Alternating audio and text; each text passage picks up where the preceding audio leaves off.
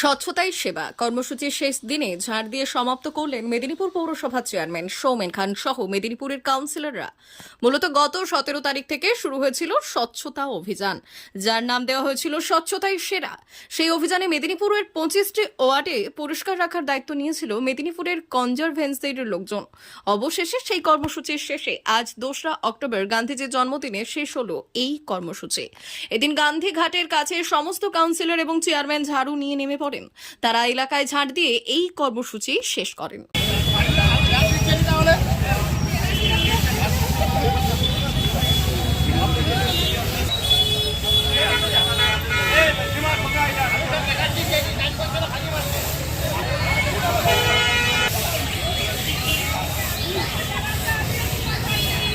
সারা ভারতবর্ষ জুড়ে 17ই তারিখ থেকে আমাদের স্বচ্ছতাই সেবা এবং গান্ধীজির আজকে শুভ জন্মদিন এবং মহালয়া আজকে পুণ্যতিথিতে স্বচ্ছতাই সেবা।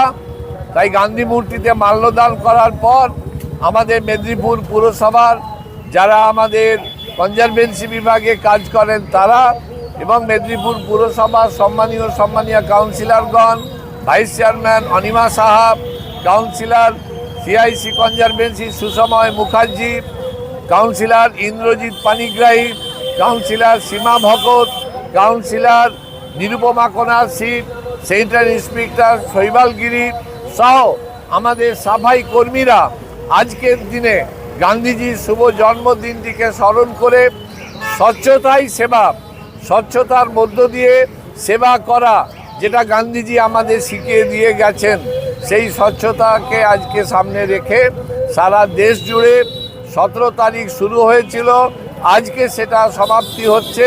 গান্ধী মূর্তির সামনে আমাদের কাউন্সিলররা সবাই মিলে ঝাড়ু দিয়ে পরিষ্কার করে আজকে সেই সমাপ্তি অনুষ্ঠান হবে। আমাদের সাফাই কর্মীরা সারা বছর তারা মেদিনীপুর শহরকে পরিষেবা দিয়ে যান, তারা নিরলস দুবেলা কাজ করেন, পরিশ্রম করেন। আজকে কাউন্সিলরদেরকে নিয়ে তাদের সাথী হয়ে আমরা সবাই আজকে এই সেবায় আমরা যোগ দিলাম এবং কাজ করলাম।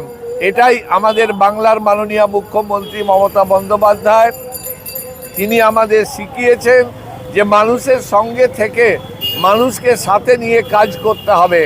D news, Medinipur.